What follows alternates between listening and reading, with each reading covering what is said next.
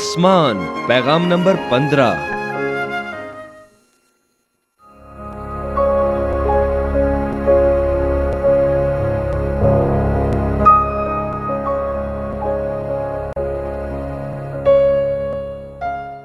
लूका 22 बाब 30 आयत। ताकि मेरी बादशाही में मेरी मेज पर खाओ पियो, बल्कि तुम तख्तों पर बैठकर इसराइल के 12 कबीलों का इंसाफ करोगे।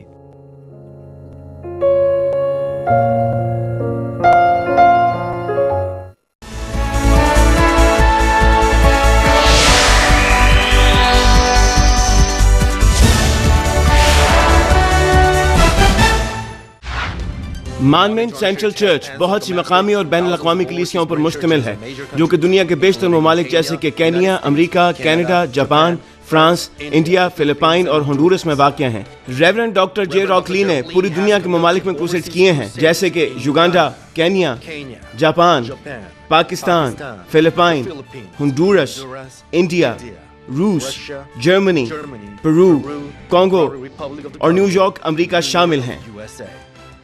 हालिया क्रूसेड, जो कि मेडिसन स्क्वायर गार्डन में हुआ, 200 से ज्यादा ममालिक में सैटेलाइट के जरिए नशर किया गया। उनकी रूहानी और शिफाई इबादत को 200 से ज्यादा ममालिक में सैटेलाइट, रेडियो, टीवी और इंटरनेट के जरिए नशर किया गया है। सन 2000 में युगांडा में मुनक़दा इंजील मुक़द्दस क्रूसेड को CNN पर भी दिखाया गया और इन क्रूसेड्स की बुनियाद पर उन्हें बेदारी का आलमगीर रहनुमा करार दिया गया।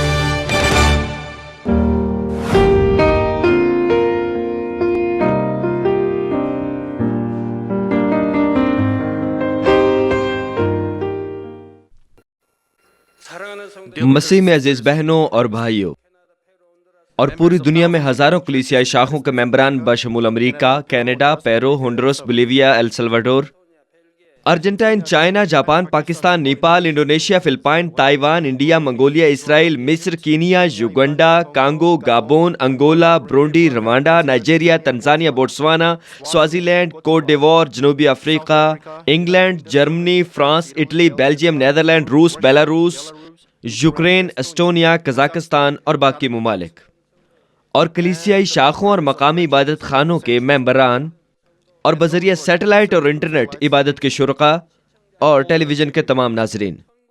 ये आसमान के सिलसिले का 15वां इजलास है। गुज़श्ता इजलास से मैंने उस जिंदगी के बारे में बयान करने का आगाज किया था जो खुदा के बेटे बेटियां आसमान पर बसर करेंगे और उनमें क्या क्या चीजें मुश्तरक होंगी। अवलन हमने आसमान पर ज़ेबतन किए जाने वाले लिबास के मुतालिक गौर किया था। आज मैं आसमान पर खाई जाने वाली खुराक के मुतालिक लबकुशाई करूंगा। आपकी पसंदीदा खुराक क्या है? कौन सा पकवान आपका सबसे पसंदीदा है?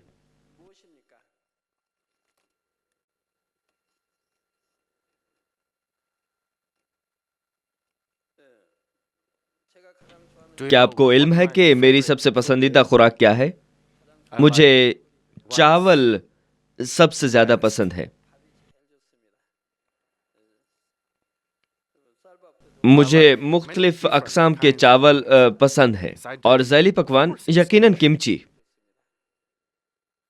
दस्तरख्वान पर चाहे मुतअद्दिद लजीज खाने और पकवान ही क्यों ना चुने हुए हों, अगर उनमें किमची ना हो तो मैं खाने का ज्यादा लुत्फ नहीं उठाता। बहरहाल अपने सबसे पसंदीदा पकवान को जहन में रखते हुए इस पैगाम को सुनिए, ठीक है? आप में से कुछ गोश्त और समंदरी ग़िज़ा को पसंद करते हैं और चंद दीगर अफराद बिस्किट और रोटी के दीवाने होते हैं। अब जबकि आप आसमान में दाखिल होंगे तो क्या आप वही ग़िज़ा खाएंगे जो आपके पसंदीदा थे, जिनसे आप इस जमीन पर लुत्फ उठाते थे? कुछ अफराद ये कहते हैं कि बेहतरीन और उम्दा खुराक खाना जिंदगी की बेहतरीन खुशियों में से एक है। तो क्या आप इस बात से खौफजदा हैं कि आसमान पर आप अपनी पसंदीदा खुराक तलाश करने में कहीं नाकाम ना हो जाएं?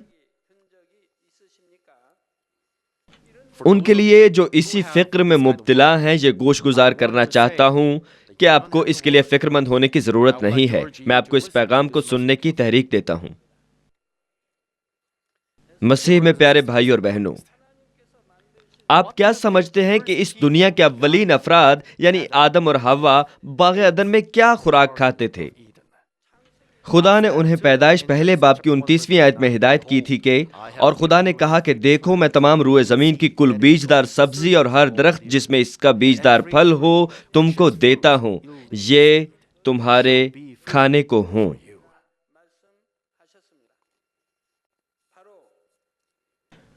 آدم اور حوا کو زندہ روحوں کے طور پر خلق کیا گیا تھا۔ دوسرے آسمان پر باغ عدن میں وہ تمام روئے زمین کی کل بیجدار سبزی اور ہر درخت جس میں اس کا بیجدار پھل ہو خوراک کے طور پر کھاتے تھے۔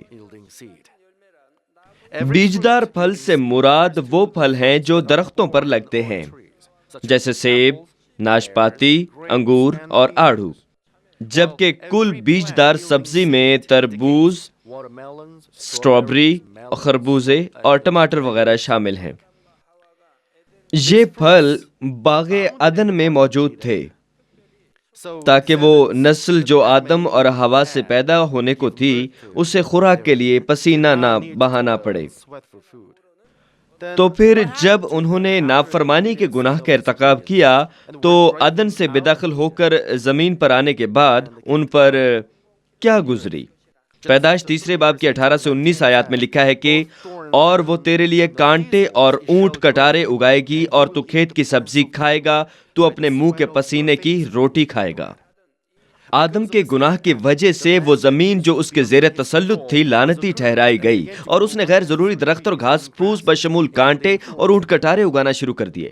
زمین کے لعنتی ہونے سے قبل جب بیج زمین پر گرتا تھا تو وہ 100 گنا، 60 گنا یا 30 گنا پھل لاتا تھا، لیکن جب سے زمین لعنتی ہوئی انسان صرف اس صورت میں ہی زمین سے سبزی اور پھل حاصل کر سکتا ہے جب وہ زمین کو اپنے منہ کے پسینے سے نرم و زرخیز کرے۔ کھیت کی سبزی کا مطلب نہ صرف حقیقی سبزیاں ہی ہیں بلکہ ہر وہ چیز جو آپ اپنے خون پسینے سے حاصل کرتے ہیں۔ چنانچہ جب سے انسانوں کی افزائش کا آغاز ہوا اس وقت سے زمین سے اگنے والا ہر پودا انسان کے لیے خوراک ٹھہرایا گیا۔ نسل انسانی نے گوشت کب سے کھانا شروع کیا؟ عظیم طوفان نوح کے بعد سے لوگوں نے گوشت کھانے کا آغاز کیا۔ پیدائش 9 باب کی 3 سے 4 آیات میں خدا نے فرمایا کہ ہر چلتا پھرتا جاندار تمہارے کھانے کو ہوگا، ہری سبزی کی طرح میں نے سب کا سب تم کو دے دیا، مگر تم گوشت کے ساتھ خون کو جو اس کی جان ہے نہ کھانا۔ نوح کے طوفان کے بعد خدا نے انسان کو گوشت کھانے کی اجازت دی، لیکن خدا نے ناپاک جانوروں کو پاک سے جدا کیا اور انہیں اس بات کی اجازت بخشی کہ صرف پاک جانوروں کا گوشت ہی کھائیں۔ بعد ازاں خدا نے اپنے بندوں کو تفصیل سے مکروہ اور ناپاک جانوروں کے بارے میں آگاہ کیا اور انہیں ان کا گوشت کھانے سے مکمل منع بھی کیا گیا۔ ناپاک اور مکروہ جانوروں کی فطرت شریر اور کجرو ہوتی ہے، اس لیے جب کوئی ان جانوروں کو کھاتا ہے تو ان کی شریر اور بر فطرت کھانے والے انسان میں حلول کر جاتی ہے۔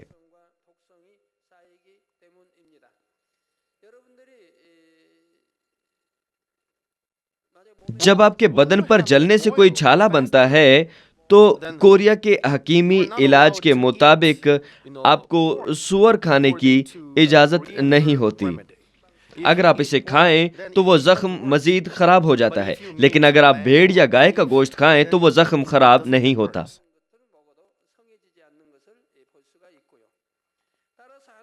اسرائیلی قوم جو خدا سے پیار کرتی تھی شریعت کے فرمان کے مطابق ناپاک جانور نہیں کھاتی تھی، اور وہ آج بھی ایسا ہی کر رہے ہیں۔ وہ اب بھی اس فرمان کی پابندی کرتے ہیں۔ دانیل اور اس کے 3 دوستوں کو اسیر کر کے غیر ملک لے جایا گیا اور بادشاہ کی مرضی کے مطابق انہیں خوراک دی جاتی تھی، لیکن انہوں نے بادشاہ کے اعلیٰ عہدیداران سے گزارش کی کہ وہ ساگ پات کھائیں گے، کہیں ایسا نہ ہو کہ وہ کچھ ایسا کھا لیں جس کی خدا نے ممانعت کی ہو۔ نتیجے کے طور پر جیسا کہ دانیل پہلے باب کی 15ویں آیت میں لکھا ہے کہ 10 دنوں کے اختتام پر ان کے چہروں پر ان سب جوانوں کے چہروں کی نسبت جو شاہی کھانا کھاتے تھے زیادہ رونق اور تازگی نظر آئی۔ اس کا مطلب ہے کہ جب انہوں نے خدا کے کلام کے مطابق ساگ پات نوش کیا تو وہ صحت مند اور تندرست دکھائی دیے۔ یوحنا استباغی جو یسوع کی راہ تیار کرنے آیا تھا ٹڈیاں اور شہد کھاتا تھا۔ اخبار 11ویں باب کی 22ویں آیت کے مطابق ٹڈیاں کھانے کی اجازت دی گئی ہے۔ جب نئے عہد کا آغاز ہوا اور غیر اقوام تک خوشخبری پہنچی تو رسولوں نے کھانوں کے متعلق احکامات کو باقاعدہ ترتیب دیا۔ ان ضابطوں کے مطابق غیر اقوام کو ان تمام باتوں کا پابند نہیں کیا گیا جو یہودی لوگ کرتے تھے، لیکن چند ایسی باتیں بھی تھیں جو اس وقت بھی ممنوع ہی رہیں۔ چونکہ یہودی عرصہ دراز سے شریعت کی پابندی کرتے آ رہے تھے، اس لیے وہ اس قسم کی مکروہ خوراک کے بغیر گزارا کر لیتے تھے، لیکن غیر اقوام نے اپنی تمام زندگی ان تمام ناپاک چیزوں کو کھانے میں بتائی تھی۔ اس لیے اگر ان سب کو ممنوع قرار دیا جاتا تو ان کے لیے گزارا کرنا انتہائی مشکل ہو سکتا تھا۔ تو غیر اقوام پر احکامات کی پابندی اتنی سخت نہیں تھی جتنی یہودیوں پر تھی۔ اعمال 21 باب کی 25 آیت میں ان فرمان کا ذکر ملتا ہے، مگر غیر قوموں میں سے جو ایمان لائے ان کی بابت ہم نے یہ فیصلہ کر کے لکھا تھا کہ وہ صرف بتوں کی قربانی کے گوشت سے اور لہو اور گلا گھونٹے ہوئے جانوروں اور حرام کاری سے اپنے آپ کو بچائے رکھیں۔ تو وہ غیر اقوام کے لوگ صرف 4 چیزوں کو چھوڑ کر سب کچھ کھا سکتے تھے۔ انہیں بتوں کے سامنے قربان کیے ہوئے گوشت سے بچنا تھا اور خون سے اور گلا گھونٹے ہوئے جانور کے گوشت سے۔ اب گلا گھونٹے ہوئے جانور کے گوشت سے یہاں کیا مراد ہے؟ یہ کتا ہے۔ میں یقین سے نہیں کہہ سکتا کہ آج کل لوگ کتوں کو کیسے مارتے ہیں، لیکن 1980 تک لوگ ان کو گلا دبا کر مارا کرتے تھے۔ اب شاید انہوں نے کوئی نیا طریقہ ڈھونڈ نکالا ہو۔ پرانے وقتوں میں لوگ گائے کو ان کے سر کی پچھلی جگہ پر ضرب لگانے سے اسے ہلاک کرتے تھے اور مرغیوں کے سر کو مروڑ دیا کرتے تھے، لیکن کتوں کو گلا گھونٹ کر ہلاک کرتے تھے۔ جب میں چھوٹا تھا تو یہ میں نے اپنی آنکھوں سے دیکھا۔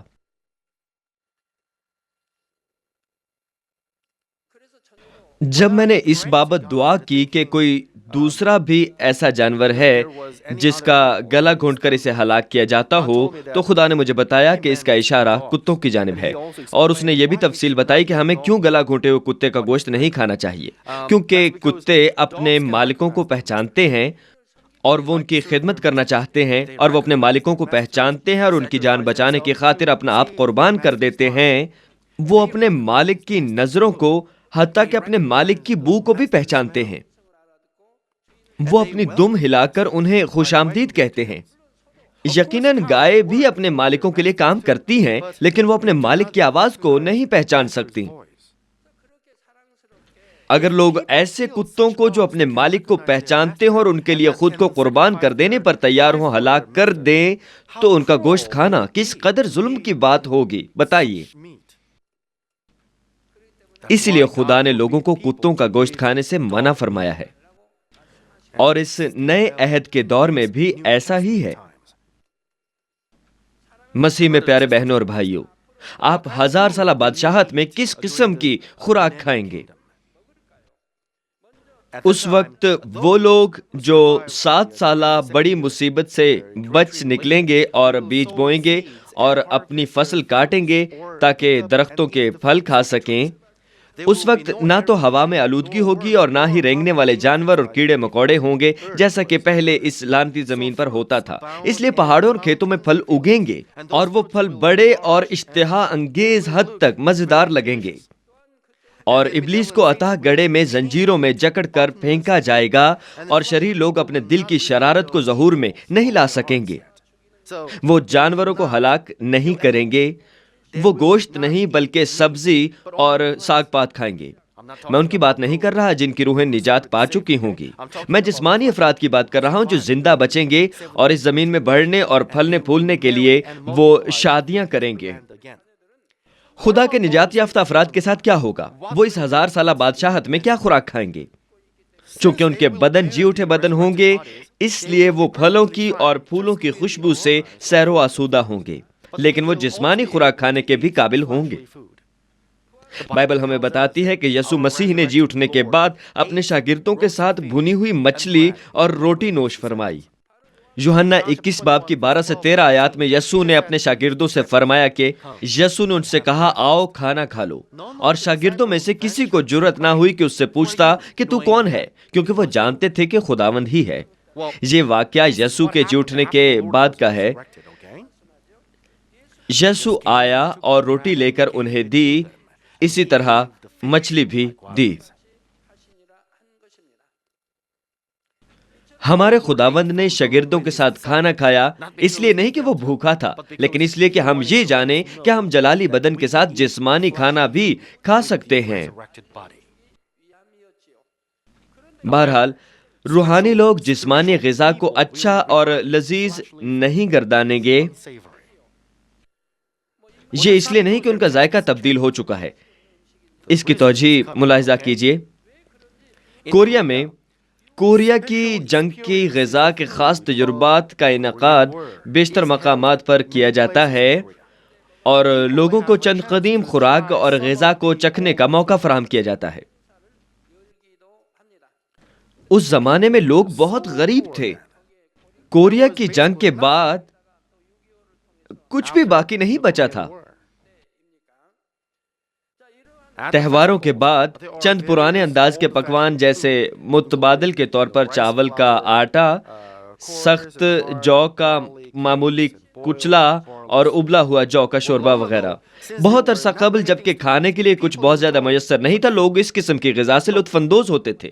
جب میں اپنے دوست کے گھر اپنے چند دوسرے دوستوں کے ہمراہ جاتا تھا تو اس قسم کی خوراک ملنے پر ہم بہت خوش ہوتے تھے۔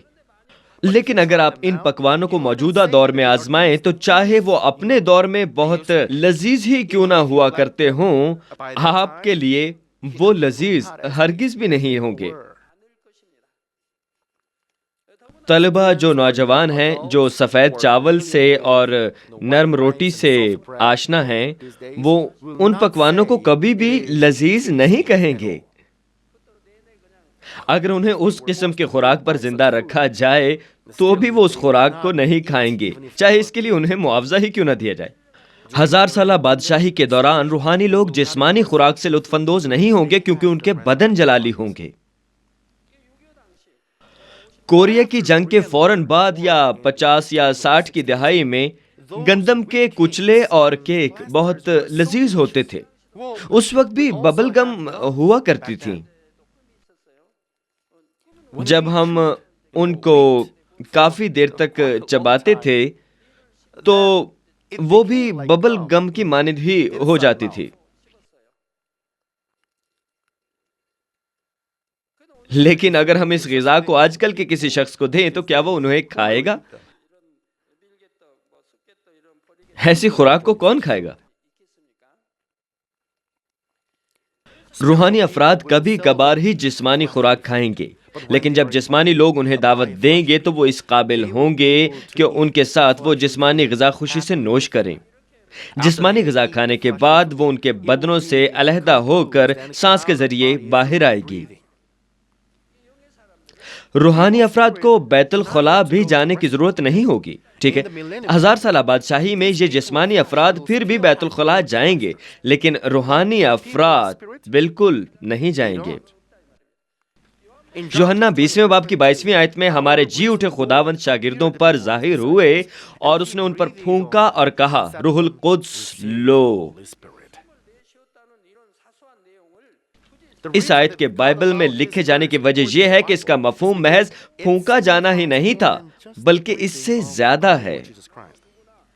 ایسا یہاں چاہے نہ بھی لکھا ہو، لیکن ہر کوئی یہ یقین کرتا ہے کہ خداوند نے پھونکا تھا۔ لیکن کیا وجہ ہے کہ خدا نے ایسی باتیں بائبل میں مرقوم کی ہیں؟ تاکہ ہم اس بات سے باخبر ہوں کہ جب ہم خداوند کی مانند جلالی بدنوں میں ہوں گے تو کھائی ہوئی خوراک ہمارے بدنوں سے سانس کے ذریعے باہر آ جائے گی۔ یہ کتنی پرسکون اور دلچسپ بات ہے کہ نوش کی گئی خوراک ہماری سانسوں کے ذریعے ایک راحت انگیز خوشبو کی مانند ہمارے جسم سے باہر آ جائے گی اور خاموشی سے غائب ہو جائے گی۔ اس لیے روحانی افراد کو نہ صرف 1000 سالہ بادشاہت میں بلکہ آسمان پر بھی بیت الخلاء جانے کی ضرورت نہیں ہوگی۔ کیا آپ یہ سوچتے ہیں کہ روحانی افراد بہت زیادہ خوراک کھائیں گے؟ وہ تو بس تھوڑا سا ہی کھائیں گے، اور نہ ہی انہیں بیت الخلاء جانے کی ضرورت ہوگی اور نہ ہی کوئی بیت الخلاء وہاں ہوگا۔ اس بات سے ہمیں یہ معلوم ہوتا ہے کہ ہمارے سکونت کی جگہ آسمان کس قدر صاف اور تازہ اور آرام دہ ہوگی۔ ان دو باتوں کا موازنہ کیجیے۔ آپ غذا کو اپنے منہ میں رکھتے ہیں، انہیں چباتے ہیں اور پھر وہ آپ کے معدے میں چلی جاتی ہیں اور پھر ان کے اخراج کے لیے آپ کو بیت الخلاء جانا پڑتا ہے، اور بیت الخلاء کے استعمال کے بعد آپ کو اپنے آپ کو صاف بھی کرنا پڑتا ہے۔ آج کل تو خود کو آسانی سے صاف کرنے کے لیے آب دست کے فوارے موجود ہوتے ہیں، لیکن بہرحال یہ بہت پیچیدہ سی بات ہے۔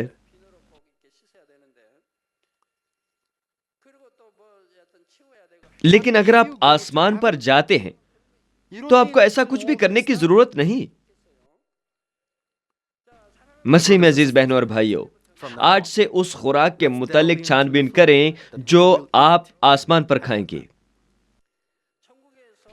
آسمان پر ہم جو بدن رکھیں گے وہ 1000 سالہ بادشاہت کے مقابلے میں روحانی عالم کے لیے زیادہ بہترین اور مناسب ہوگا۔ آسمانی بدن خدا کی عطا کی ہوئی قدرت کے بدولت ابدی زندگی بسر کرنے کے قابل ہوگا، چاہے ہم وہاں خوراک نہ بھی کھائیں۔ ہمارے خداوند یسوع نے بائبل میں بتایا ہے کہ روحانی بدن غذا کے بغیر بھی زندہ رہ سکتا ہے۔ متی 26 باب کی 29 آیت میں یسوع نے فرمایا، میں تم سے کہتا ہوں کہ انگور کا یہ شیرہ پھر کبھی نہ پیوں گا اس دن تک کہ تمہارے ساتھ اپنے باپ کی بادشاہی میں نیا نہ پیوں۔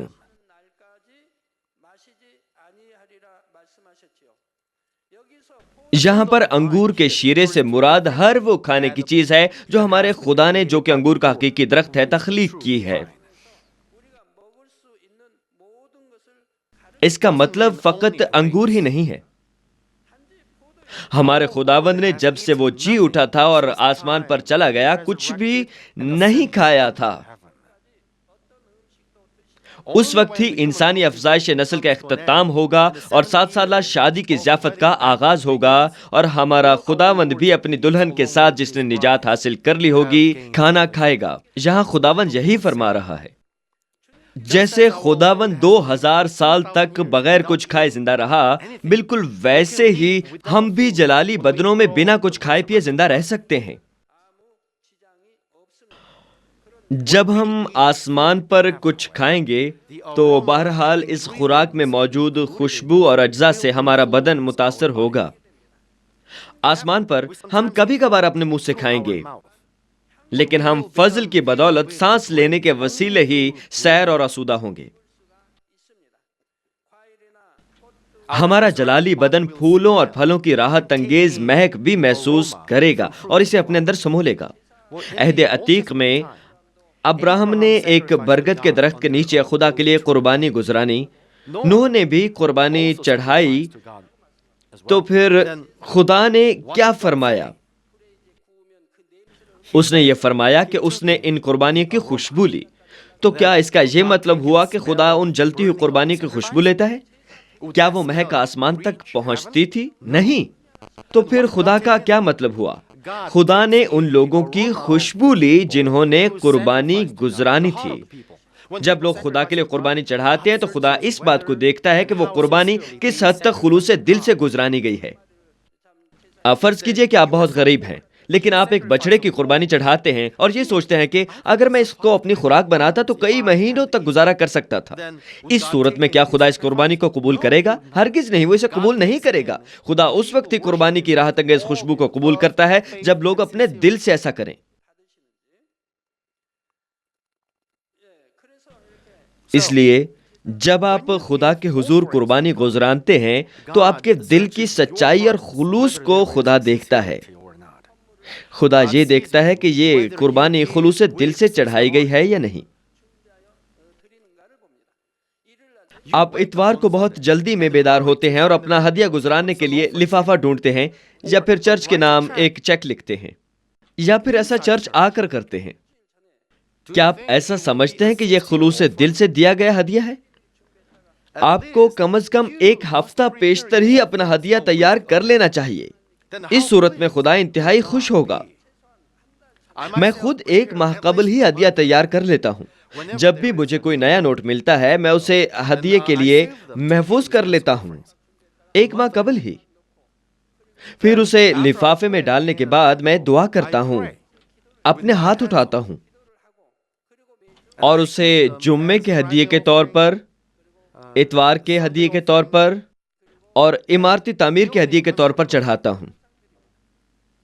یہ میں اس وقت سے کر رہا ہوں جب میں نومرید ایماندار تھا۔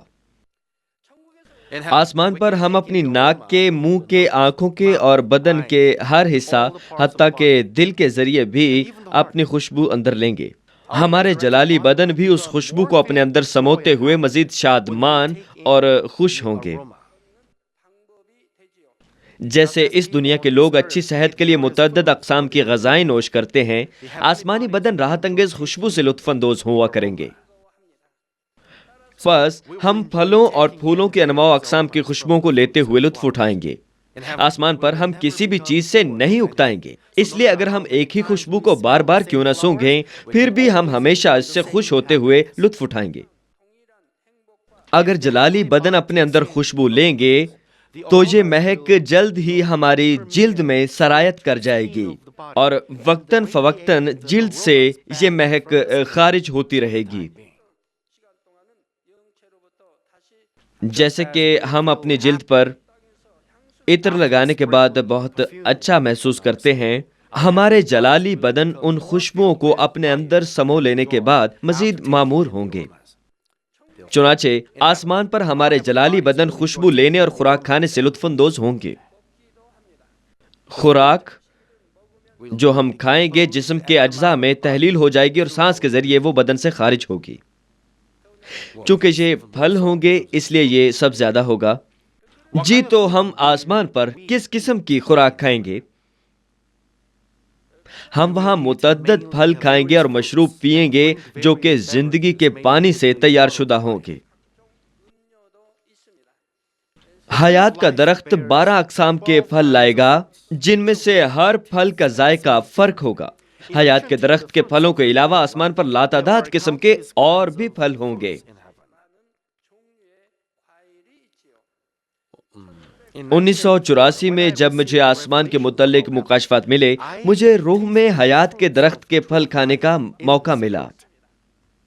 جب خدا نے مجھے پھل کے بارے میں تفصیل سے بیان کیا تو مجھے اس کا ذائقہ بھی چکھایا اور پھولوں کی مہک بھی۔ مجھے ابھی تک وہ سب یاد ہے، سبھی ابھی تک ویسے ہی تازہ ہے۔ ذائقے کے متعلق لفظوں میں بیان کرنا مشکل ہے اور نہ ہی اس کا مقابلہ دنیا کے ذائقوں سے کیا جا سکتا ہے۔ جب ہم پودینہ چباتے ہیں اور تازگی محسوس کرتے ہیں، ویسے ہی جب میں نے حیات کے درخت کے پھلوں کا ذائقہ چکھا تو میرا بدن فضل اور قوت سے بھر گیا اور مجھے اپنا آپ نہایت پرجوش محسوس ہوا۔ ہم آسمان پر کہیں بھی ان شاندار پھلوں سے لطف اٹھا سکیں گے اور وہاں اس قسم کے ان گنت پھل ہوں گے۔ آسمان پر ہم محض آب حیات ہی نہیں پیئیں گے، وہاں پر پینے کے لیے متعدد مشروبات ہوں گے جن میں سے ہر ایک کی اپنی علیحدہ ہی ایک مہک ہوتی ہے۔ ہم وہاں کچھ کھائے بغیر بھی ہمیشہ کے لیے زندہ رہیں گے اور اس وجہ سے کہ ہم جنت میں ہیں، ہم ہر وقت خوش اور شادمان رہیں گے۔ جب ہم ان پھلوں کو کھائیں اور ان مشروبات کو پیئیں گے جن کا ذائقہ منفرد ہوگا تو ہم سب بے انتہا خوش ہوں گے۔ اس دنیا میں جب آپ خوشی محسوس کرتے ہیں تو شاید آپ خوشی میں یہ بھی کہہ جائیں کہ آپ کسی خوراک کے بغیر بھی زندہ رہ سکتے ہیں یا آپ کھائے بنا ہی سیر محسوس کر سکتے ہیں۔ لیکن اگر آپ ایک مسرور دل کے ساتھ کچھ نوش کرتے ہیں تو آپ زیادہ خوش ہوں گے۔ آسمان پر بھی ایسا ہی ہوتا ہے۔ جب آپ آسمان میں داخل ہوں گے تو کیا آپ وہی خوراک کھائیں گے جو اس دنیا میں کھایا کرتے تھے؟ آپ کا کیا خیال ہے؟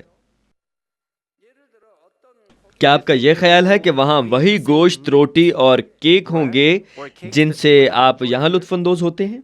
کبھی کبھی ہمیں کچھ خاص کھانے کا دل کرتا ہے۔ بعض اوقات ہمارا دل گوشت یا چٹپٹا کھانا یا کچھ میٹھا کھانے کا چاہتا ہے۔ چنانچہ ہم اپنے حالات اور اپنے ذائقے کی ضرورت کے مطابق کچھ خاص قسم کی خوراک نوش کرنے کی خواہش کرتے ہیں۔ بہرحال آپ کو محض اس لیے وہ غذا کھانے کی ضرورت نہیں کہ آپ کو ایسا محسوس ہوتا ہے۔ مجھے خط ملا اور مجھے جب میں نے وہ خط پڑھا تو اس عورت کے لیے بہت افسوس محسوس ہوا۔ وہ کچھ ایسا کھانے کے بعد جو کہ اس کا دل کھانے کو چاہ رہا تھا، دار فانی سے کوچ کر گئی۔ یہ ارلن ریوز کے بارے میں امریکہ سے ڈاکٹر ایلمینڈو پینیڈا کا خط تھا۔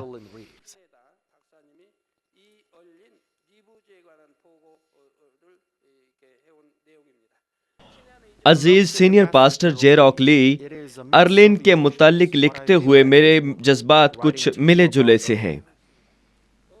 ان تمام خبروں کے مطابق جو میں اس کی بھانجی اور بہن سے حاصل کرتی رہی ہوں، یہ کوئی 3.5 ہفتے پہلے کی بات ہے کہ ارلن نے اپنے 5 سالہ ٹرمینل اوورین کینسر کی بیماری کے دوران شفا کی پہلی لہر کو حاصل کیا، اور 2 ہفتے پہلے بالآخر وہ اپنی نیم کوما کی حالت سے باہر آ گئی تھی، جو کہ مارفن کے مسلسل استعمال اور بیماری کی بدولت تھی، اور جس کی وجہ سے اس کا وزن صرف 50 پاؤنڈ رہ گیا۔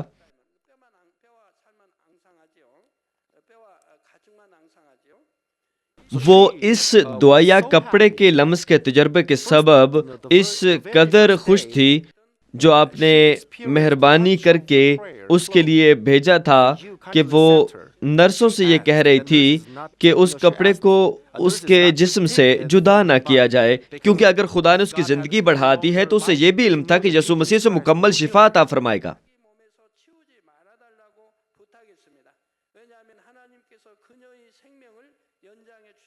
پس یہ خط ہمیں بتاتا ہے کہ رومال پر کی گئی دعا کے باعث وہ شفا پا گئی، اس لیے اس نے دوسروں سے یہ کہا کہ اس رومال کو اس سے دور نہ کیا جائے۔ وہ اپنے بدن کو حرکت نہیں دے سکتی تھی، لیکن اس کا یہ ایمان تھا کہ وہ اس رومال کے وسیلے کامل شفا پا جائے گی، اس لیے اس نے رومال کو خود سے دور نہ جانے دیا۔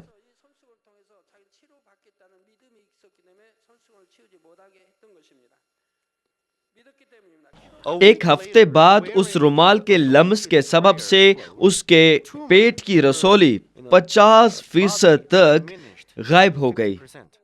مجھے بتایا گیا تھا کہ رسولی بہت بڑی تھی۔ یہ ایک بہت بڑی نشانی ہے۔ اور پھر 10 دن بعد اس کا کینسر مکمل طور پر غائب ہو گیا۔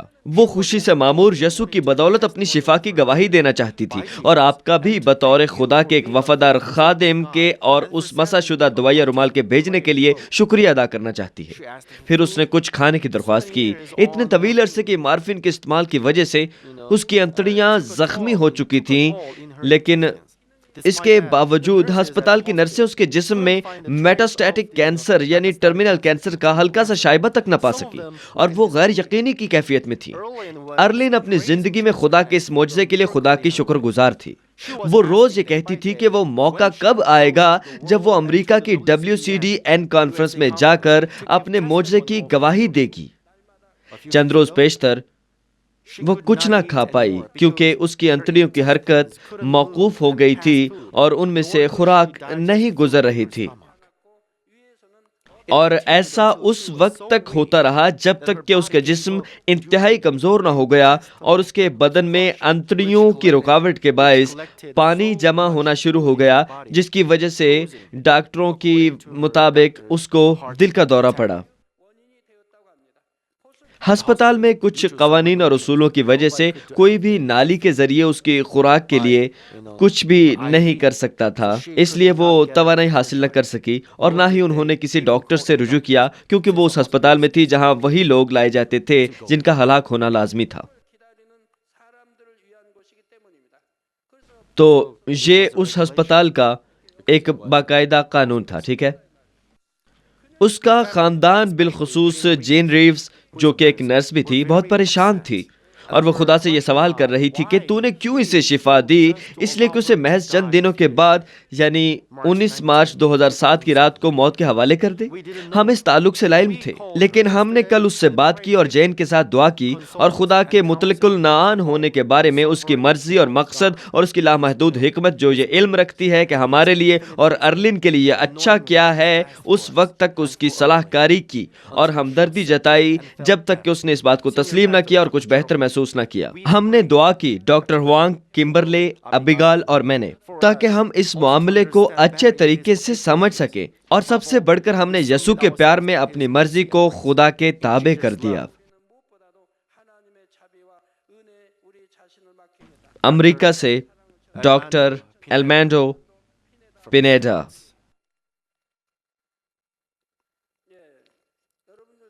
میرا اس خط کو آپ سب کے سامنے پڑھنے کا یہ مقصد تھا کہ آپ اس قسم کی غلطی نہ کر بیٹھیں۔ ڈاکٹر حضرات، برائے مہربانی اس کو عمدگی سے سمجھیں۔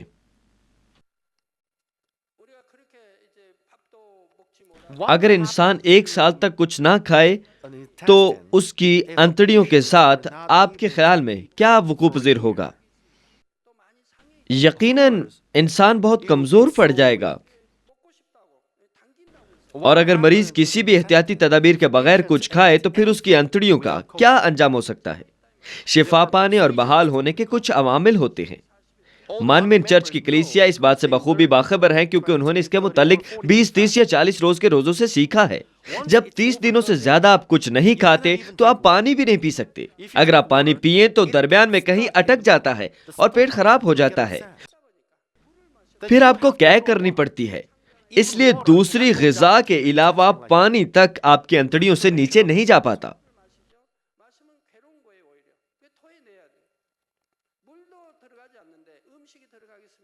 لیکن شکر ہے کہ چاول کے پتلے دلیے سے کام چل جاتا ہے، اور جسم چاول کے اس پتلے دلیے کو ہضم کر لیتا ہے۔ آپ اس کو بہت پتلا بناتے ہیں، پانی کی مانند پتلا، اور آپ اس کی انتہائی معمولی مقدار نوش کرتے ہیں۔ آپ دن میں چاول کے اس پتلے دلیے کے 4 چھوٹے پیالے پیتے ہیں، پھر وہ آپ کے گلے، معدے کو بحال کرتا ہے۔ یہ آپ کے گلے اور معدے کو بحال کرتا ہے اور نیچے پیٹ میں پہنچتا ہے، اور اس طرح آپ کی انتڑیاں آہستہ آہستہ معمول کے مطابق کام کرتی ہیں۔ اس خوراک کو بحالی کی خوراک کہتے ہیں۔ اور جو لوگ بھی روزے رکھتے ہیں اس خوراک سے فائدہ اٹھاتے ہیں۔ اگر آپ 40 دنوں تک روزے میں ٹھہرتے ہیں تو آپ کو اس بحالی کی خوراک کو کم از کم 20 دنوں تک کھانا چاہیے۔ لیکن اگر مریض ان تمام باتوں کو نظر انداز کرے، اپنی مرضی سے جو اس کا من چاہے کھائے، تو اس صورت میں کیا ہوگا؟ اس عورت کے ساتھ کیا ہوا تھا؟ وہ اس دنیا سے کوچ کر گئی۔ مجھے اس کے لیے بہت افسوس ہے۔ اگر مانمن چرچ کا کم از کم ایک بھی رکن وہاں موجود ہوتا، اگر کوئی اس کی رہنمائی کرنے والا ہوتا، تو اسے کیا کرنا چاہیے؟ وہ اس حقیقت سے لا علم تھی۔ مجھے یہ بیان کیا گیا تھا کہ وہ کافی زیادہ کھاتی تھی۔ اس لیے برائے مہربانی جو بھی آپ کا من چاہے آپ وہ نوش نہ کیجیے، ٹھیک ہے؟ برائے مہربانی۔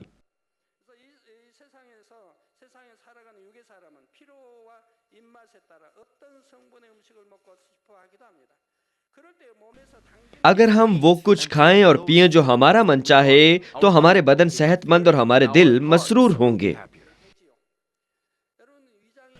آپ میں سے چند افراد جن کا معدہ کمزور ہے وہ میرے پاس دعا کروانے کے لیے آتے ہیں۔ میں ان سے پوچھتا ہوں آپ کیسے کھاتے ہیں؟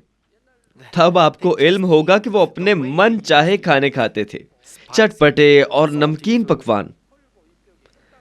جب آپ کے معدے کے ساتھ کوئی مسئلہ ہو تو آپ کو کیا کرنا چاہیے؟ کیا آپ یہ سوچیں گے کہ آپ جو بھی کھائیں تو سب ٹھیک ہی ہو جائے گا؟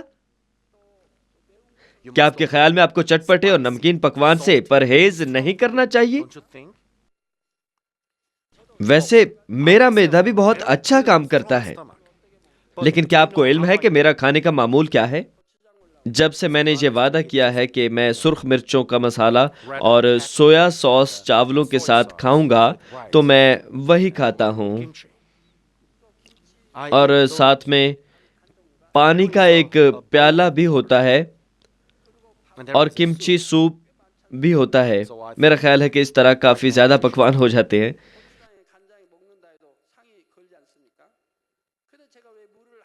تو پانی کے ایک پیالے کے ہونے کی یہ وجہ ہے کہ تقریباً تمام پکوان چٹپٹے ہوتے ہیں۔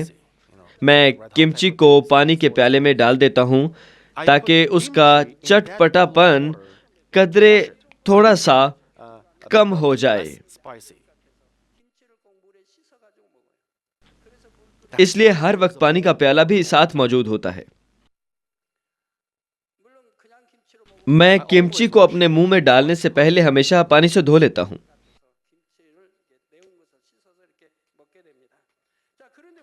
جب ہم آسمان میں داخل ہوں گے تو تیسرے آسمان کی مطابقت سے ہم آسمانی جلالی بدن زیب تن کریں گے، اور اس کے بعد ہمارا جلالی بدن اس خوراک کی خواہش نہیں کرے گا جس سے ہم زمین پر لطف اندوز ہوتے رہے ہوں گے۔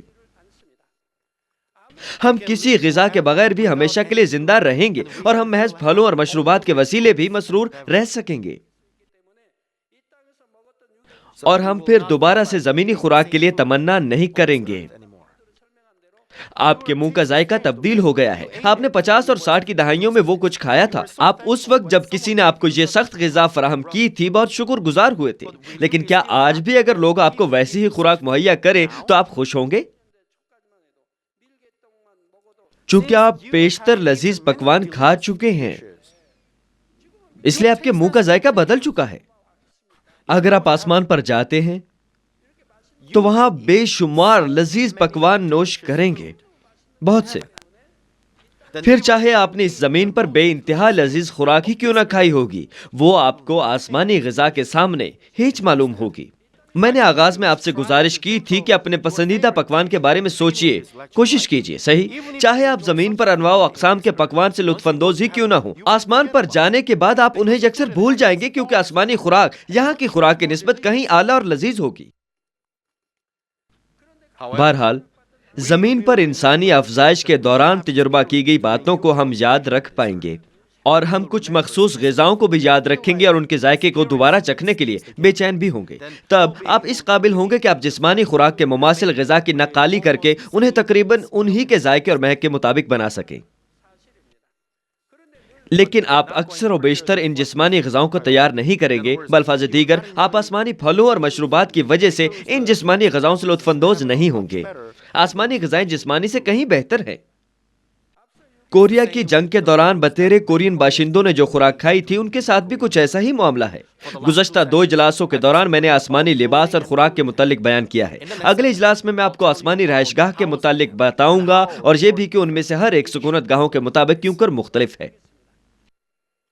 خلاصہ یہ ہے، مسیح میں عزیز بہنوں اور بھائیوں، آج کا حوالہ بیان کرتا ہے کہ تاکہ میری بادشاہی میں میری میز پر کھاؤ پیو، بلکہ تم تختوں پر بیٹھ کر اسرائیل کے 12 قبیلوں کا انصاف کرو گے۔ یہ وعدہ ان لوگوں کے لیے ہے جنہوں نے مسیح کی خاطر اپنا سب کچھ چھوڑ دیا اور اس کی پیروی کرتے ہوئے اس کے شاگردوں کی مانند اس کی راہ پر ہو لیے۔ جب آپ آسمان میں داخل ہوں گے، آپ میں سے چند کو یہ اعزاز حاصل ہوگا کہ وہ اس میز یا دسترخوان پر جو کہ فرشتوں نے آراستہ کیا ہوگا ہمارے خداوند کے ساتھ ہم نشست ہوں اور اس کے ہمراہ کھائیں اور پئیں۔ چند دیگر افراد اپنے آسمانی گھروں میں بہت عمدہ میزوں کے گرد نشست فرما ہوں گے اور شاندار انداز میں شفاف شیشے کی بنی ہوئی تشتریوں میں سجے ہوئے پھلوں اور فرشتوں کی میزبانی سے لطف اندوز ہوں گے۔ بعض اوقات آپ فرشتوں کے لائے ہوئے پھلوں کو اٹھا کر کھائیں گے۔ پھلوں کا معیار اور ذائقہ مختلف سکونت گاہوں کے مطابقت کے لحاظ سے بالکل مختلف ہوگا۔ آپ آسمان پر کس قسم کی زندگی بسر کرنا چاہتے ہیں؟ آپ نے جو کچھ اس زمین پر بویا ہے اسی کے مطابق ہمارا آسمانی باپ آپ کو اجر عنایت فرمائے گا۔ پس میں خداوند کے نام میں دعا کرتا ہوں کہ آپ میں سے ہر ایک خدا سے اپنے پورے دل سے محبت رکھے، تاکہ نہ صرف اس زمین پر بلکہ آسمان پر بھی آپ خدا باپ کی محبت حاصل کر سکیں۔ یسوع مسیح کے نام میں آمین۔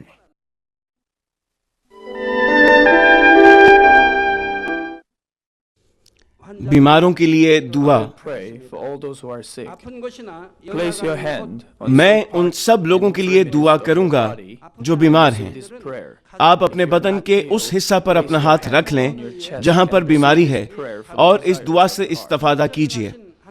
اگر آپ بیمار نہیں ہیں لیکن اپنی دلی مرادیں پانا چاہتے ہیں تو اپنا ہاتھ اپنے سینے پر رکھ لیجیے۔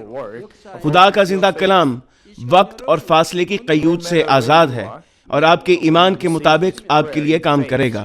you will surely آپ جہاں کہیں بھی ہوں اگر ایمان کے ساتھ اس دعا کو قبول کریں گے تو آپ خدا کی قدرت کے حیران کن کام دیکھیں گے۔ lay your hand hallelujah. قادر مطلق خدا، تو جو محبت ہے، اپنے بچوں پر اپنے ہاتھ کو رکھ، اور تمام GCN دیکھنے والوں پر بھی جو ایمان سے اس دعا کو ٹی وی کے ذریعہ قبول کرتے lay ہیں، your hand اپنا ہاتھ ان پر رکھ اور اپنے عجیب کام جو وقت اور فاصلے کی قیود سے آزاد ہیں ان تمام لوگوں کی زندگیوں میں دکھا جو دنیا کے کسی بھی کونے میں ہیں۔ ان کو ایسا ایمان عطا فرما جس کے وسیلہ سے ان کے تمام شکوک و شبہات ختم ہو جائیں، ان کی زندگی سے تمام دکھ اور مشکلات جاتی رہیں، روح القدس کی آگ سے جلا کر اور یسوع کے پاک خون کے وسیلہ سے دھو کر پاک کر دے۔ head to toe سر سے لے کر پاؤں تک سارے جسم میں خدا کی عظیم تخلیقی قوت آشکار ہو۔ میں خداوند یسوع مسیح کے نام سے دشمن ابلیس اور شیطان، تمام بیماریوں، جراثیموں اور کمزوریوں کو حکم دیتا ہوں کہ ان بدنوں سے الگ ہو جائیں۔ go away تمام چھوت کی بیماریاں جاتی رہیں۔ go away ہر وہ بیماری جو لا علاج ہے اور نئی دریافت شدہ بیماریاں روح القدس کی آگ سے جل کر بھسم ہو جائیں۔ scorched by the آپ بیماری سے پاک ہو کر زور پائیں۔ معدے کا کینسر، پھیپھڑوں کا کینسر، رحم کا کینسر، جلد کا کینسر، آنتوں کا کینسر، ایڈز، لوکیمیا، ذہنی امراض، دل کا عارضہ، پھیپھڑوں کی بیماریاں، ہر قسم کے زنانہ امراض، بلند فشار خون، شوگر، جلدی امراض، ہر قسم کی سوجن جاتی رہیں۔ پولیو، فالج، جوڑوں کا درد اور کمر کا درد یسوع مسیح کے نام میں ختم ہو جائیں۔ ہر قسم کا سر درد اور حادثات کے نتیجے میں پیدا ہونے والی ہر جسمانی تکلیف یسوع کے نام میں جاتی رہے۔ all after effects بیماری کی وجہ سے تھکان، نزلہ، زکام اور گلر جیسی بیماریاں روح القدس کی آگ سے جل کر بھسم ہو جائیں۔ مرگی، ذہنی معذوری، ذہنی دباؤ اور تمام ذہنی بیماریاں یسوع مسیح کے نام سے جاتی رہیں۔ ہر قسم کی تاریکی ختم ہو جائے اور ان کے دلوں میں اطمینان اور شادمانی آ جائے۔ خدا باپ تخلیق کی عظیم ترین قوت کے وسیلہ سے یہ جسم جو کمزور ہو چکے ہیں دوبارہ سے زور پائیں، فالج کے جکڑے آزاد ہو جائیں اور لنگڑے چلنا اور چھلانگے لگانا شروع کریں۔ walk and jump نظر کی کمزوری جاتی رہے، بہرے سننا شروع کر دیں، اندھے بینائی حاصل کریں اور گونگے لوگ بولنا شروع کر دیں۔ خدا باپ بانجھ خواتین کو اولاد کی برکت عطا فرما، ٹوٹی ہڈیوں کو جوڑ دے اور جسم کے تمام broken bones جلے ہوئے حصے مکمل طور پر شفا یاب ہو جائیں۔ of the body نشہ کی لعنت میں گرفتار لوگوں کو روح القدس کی آگ کے وسیلہ سے پاک اور صاف کر دے۔ addiction of جسم کے تمام مردہ خلیے زندہ ہو جائیں، تمام تاریکی جاتی رہے اور ابلیس کی قوتیں نکل جائیں۔ cells revive میں یسوع مسیح کے نام سے حکم دیتا ہوں کہ دشمن ابلیس، شیطان اور ہوا کی عمل داری کا حاکم اپنا قبضہ چھوڑ دیں اور ان کے تمام قاصد بھی یسوع مسیح کے قادر نام میں نکل جائیں۔ تاریکی کی ناپاک، دھوکہ دینے والی اور گمراہ کر دینے والی قوتیں یسوع کے نام میں دور ہو جائیں۔ بے ایمانی اور نا انصافی کی بدروہیں جاتی رہیں، تمام تاریکی جاتی رہے، تیرا نور چمکے۔ خدا باپ ان کی روحوں کو بھی ان کے جسم کے ساتھ مضبوط فرما، Father God ان کو قوت دے کہ یہ تجھ کو پکار سکیں، ان کو قوت دے کہ یہ اپنے گناہوں کو ترک کر سکیں، ان کی جانیں اس دنیا میں راحت پائیں اور ان کی زندگیاں خوشحال ہوں۔ as each of ان کی دعاؤں کو قبول فرما all in life اور ان کی دلی مرادوں کو پورا فرما۔ ان کی زندگیاں ایمان، امید اور محبت میں ترقی کرتی چلی جائیں اور ان کے خاندان بھی تیری نجات کے پیغام کو سن کر قبول کریں اور نجات حاصل کریں۔ ان کے خاندانوں کو ہر قسم کے حادثات اور تباہیوں سے محفوظ رکھ اور ان کو برکت دے کہ وہ ایک خوشحال زندگی بسر کریں۔ اے خدا، اپنے فرزندوں کو گھروں اور کاروبار کی جگہ پر روح القدس کی آتشی باڑ میں محفوظ رکھنا اور تیری آنکھیں جو آگ کے شعلہ کی مانند ہیں whether they come in ان کو دیکھتی رہیں۔ and bless them ان کا باہر جانا اور اندر آنا مبارک ہو۔ give them wisdom انہیں برکت دے تاکہ یہ لوگوں کو قرض دیں لیکن کسی سے کبھی قرض نہ لیں. and workers of انہیں حکمت اور عقل دے اور ان پر فضل کر کہ وہ روح القدس سے معمور ہو جائیں. also be great خداوند اپنے خادموں کو وہ کام کرنے کی توفیق اور فضل عطا فرما جو تو نے انہیں سونپا ہے. glory to you, whether they eat Hare church میں ایک انقلاب برپا کر دے. اپنے بچوں کی رہنمائی کر تاکہ وہ تجھے جلال دیں جو بھی کام وہ کریں. اپنے عجائب کا ظہور فرما تاکہ وہ اپنے لبوں سے تیری گواہی دیں کہ وہ تجھ سے ملے ہیں اور تو ان کی دعاؤں کو قبول کرتا ہے. thank you. خدا باپ، میں تیرا شکریہ ادا کرتا ہوں اور صرف تجھے ہی سارا جلال دیتا ہوں. میں خداوند یسوع مسیح کے نام میں یہ دعا کرتا ہوں. آمین.